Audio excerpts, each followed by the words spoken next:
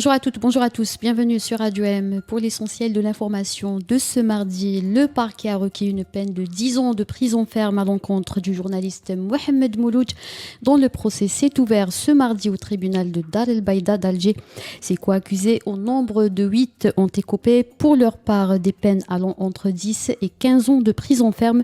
Mohamed Mouloudj est en détention provisoire depuis 13 mois. Lui et ses co-accusés sont tous poursuivis pour appartenance au mouvement indépendantiste MAC, classé par le gouvernement algérien comme organisation terroriste.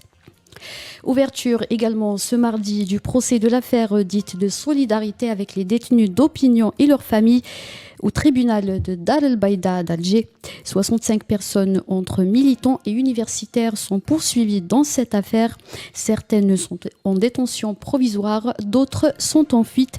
Parmi elles, le militant El-Hadi Lassouli et les universitaires Fatiha Bariki, Salah Ladoul et Mohamed Lagouni. A noter qu'en raison du grand nombre des inculpés, 25 seront jugés à Dar el Baïda, tandis que les 40 autres seront jugés au tribunal de Sidi Mohamed.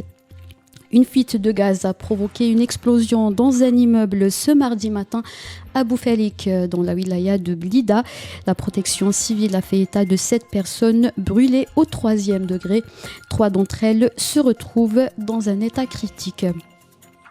En France, journée de grève ce mardi dans de nombreux secteurs privés et publics pour protester contre le pouvoir d'achat et réclamer une hausse des salaires.